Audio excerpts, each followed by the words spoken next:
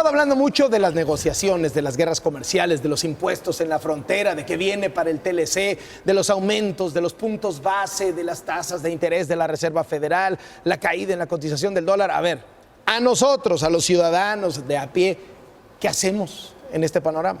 Hoy le vamos a consultar a dos expertos. Gracias, Valeria Moy, por acompañarnos en el estudio de Despierta. Gracias a Mauricio González, quien es director general de GEA. Muchas gracias. Buenos Mauricio. días. Muy buenos días. A ver, frente a todo este panorama, ¿qué hace uno? ¿Qué hace uno como ciudadano, como padre de familia, como jefe del hogar, jefa del hogar, etcétera? Esa es una gran pregunta. Yo creo que de entrada tenemos que ir viendo qué le va a pasar a México. Y eso todavía no está claro, ¿no?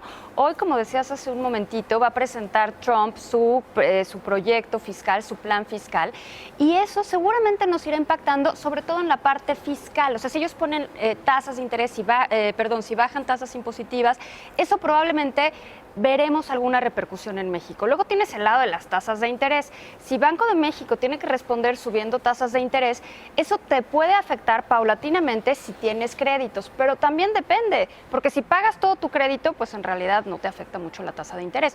Te afectará porque ya empezamos a ver si vas a pedir una hipoteca, que empiezan a subir las tasas. Por ahí nos puede afectar, ¿no? Yo creo que el tema que nos va a poder afectar más es la parte comercial, que ahí sí todavía está todo en el aire. No sabemos exactamente, no sabemos nada de lo que va a pasar ahí con estas negociaciones, y eso sí puede tener un impacto. Mauricio. Yo creo que lo que podemos hacer como ciudadanos es dormir un poco más tranquilos. Se ha reducido la incertidumbre, Carlos, era altísima en diciembre. Efectivamente, como el dice... El dólar cuesta 2 pesos y medio menos que lo que costaba el día de la toma de posesión. Pero eso puede cambiar en cualquier momento. Sí, puede cambiar sin duda, pero eso es una señal de que las cosas se han ido tranquilizando. Y no se tranquilizan porque sí, se tranquilizan porque las noticias, que la poca información que ha venido surgiendo respecto al futuro del libre comercio con Estados Unidos y con Canadá se está despejando. Aún los más duros, por ejemplo, Peter Navarro, que es, digamos, el ideólogo, el economista principal de Trump, ya está aflojando en el discurso, ya está hablando de una región de Norteamérica. Eso no lo habíamos escuchado desde hace 10 años. Make North America great again. Exactamente. Entonces, creo que eso es lo que va dando confianza a los mercados. Ojo, efectivamente no están resueltos, la incertidumbre va a continuar, tenemos que ser cautos en nuestras finanzas familiares, pero las cosas se han ido moderando. Y por otro lado, la economía ha empezado a dar señales de que no está en una situación crítica, está creciendo, las ventas están aumentando, las exportaciones igual, hay el empleo más o menos, ahí la llevamos poquito a poquito. A ver, todavía estamos en momentos de incertidumbre, ¿coinciden los dos? Por supuesto. Sí, totalmente. Ha bajado, pero estamos en incertidumbre. ¿Qué hace uno con la cartera, con los ahorros, en momentos de incertidumbre? Yo creo que esperar, yo creo que hay que ir esperando, no hay que endeudarse, creo que hay que tener calma dentro de todo. La incertidumbre, más que la incertidumbre ha bajado, lo que creo que vemos es que el mismo Trump va cambiando de enfoque.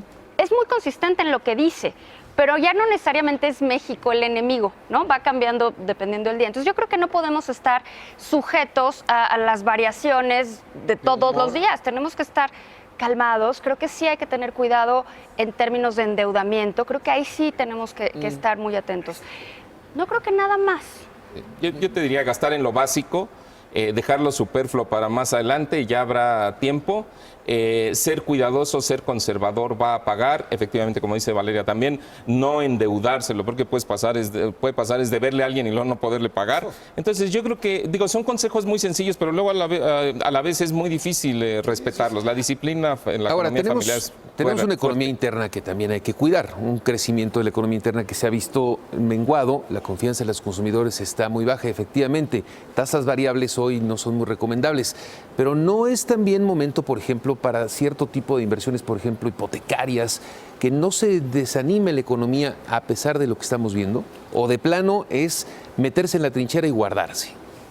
No, yo creo que no tiene uno por qué meterse en la trinchera y guardarse. Yo creo, y además eso sería muy contraproducente para la economía mexicana, porque en efecto, si la economía mexicana empezamos a dejar de consumir, no olvidemos que el consumo es el que mueve la economía, ¿no? Y a pesar de que, como mencionas, la confianza de los consumidores está en niveles mínimos históricos, a pesar del pequeño repunte de febrero, no vemos eso en el consumo, ¿no? O sea, hay una discrepancia entre la confianza, podremos no confiar, pero el consumo sigue repuntando. Claro, tenemos una discrepancia en el tiempo, ¿no? Porque el de confianza lo tenemos a febrero y el consumo lo tenemos a diciembre. Pero por el ejemplo, consumo se ha tiendas movido bien. departamentales, febrero 2%, no es lo que habíamos visto, pero no es malo, Pero ¿no? no es un mal dato, ese es mi punto, ¿no? Entonces, lo que menos queremos es estar en una situación de pánico donde la gente se guarde, como dices, deje de consumir, porque eso sí frena la economía por completo. Sí, no podemos ser robots, o sea, tenemos que actuar en función de las circunstancias. Qué bueno que tocas el tema hipotecario. En toda crisis hay oportunidades. Yo creo que ahora hay una oportunidad. Las tasas de interés están subiendo, los bancos eventualmente, y subrayo eventualmente, van a subir las tasas de interés, pero ahora si tú puedes amarrar un crédito hipotecario a 20 años con una tasa fija en donde puedes cumplir con las mensualidades, tómalo, porque dentro de 6 meses ese mismo crédito te va a salir más caro. Entonces tienes que ser cauteloso, tienes que ser analítico, pero también tienes que aprovechar las oportunidades que te brindan los cambios económicos. ¿México está haciendo su tarea? Mauricio, ¿el gobierno mexicano está haciendo su tarea frente a Donald Trump? ¿O se está yendo por el camino fácil de echarle la culpa a Trump de todo lo que pasa? Fíjate que bajita la mano sí le está haciendo, por lo menos en la parte fiscal. Ya no vemos tantas declaraciones de los funcionarios hacendarios, pero si ves las cifras, se están amarrando el cinturón en la parte del gasto. Los ingresos están tratando de no incrementarlos por la vía de mayor fiscalización. Creemos que eventualmente están preocupados en serio por el tema del crecimiento de la deuda pública, lo van a tratar de contener un poco. Los mercados también leen eso. Los ciudadanos no, a nosotros nos pasa desapercibido, pero los mercados sí lo leen y es parte poco a poquito de lo que todo va ayudando a que baje el tipo de cambio, bajen las presiones inflacionarias, la confianza del consumidor que se cayó fuertísimo al principio del año, ya empezó a subir un poco en febrero respecto a enero. Entonces, te repito, la economía no está en el mejor momento, pero tampoco está en la crisis que se pensaba.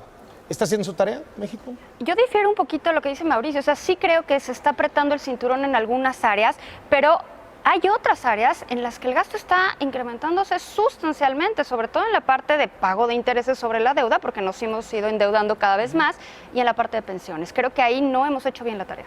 La inflación. En enero fue un despegue, una cuesta difícil. Ya los datos que tenemos disponibles a estas alturas nos hablan de una moderación en ese incremento de los precios. Con gasolinas, con gas, todo que está lo que tremendo. A ver, la inflación se brincó del 3.6% que cerró el año pasado, Sí. más o menos el 4.8%. La inflación va a seguir subiendo, pero ya de manera mucho más moderada. Primero porque ya no esperaríamos gasolinazos fuertes, sobre todo porque ya la presión del tipo de cambio no está ahí. Y segundo, pero sí hay una presión porque los precios del productor están creciendo al 10. 9% y parte de eso se va a trasladar a los consumidores. Entonces la inflación eventualmente va a llegar a 5, 5.2, 5.3% y la apuesta de la autoridad en el Banco de México es que en la segunda mitad del año, digamos último trimestre, va a empezar a ceder un poco. Hay que esperar. Ese es el punto, ¿no? Yo creo que lo que ha dicho Banco de México en repetidas ocasiones es que sí vamos a tener un año en el que nos vamos a salir de la meta por completo, pero que esto no se va a traducir en una espiral inflacionaria, que es un brinco de un año y que probablemente las cosas recuperen su curso en el 2018. Valeria, Mauricio, muchas gracias por venir a darnos Al estos contrario, consejos y muy gracias buenos a días. ustedes. Valeria Moy y Mauricio González en Despierta.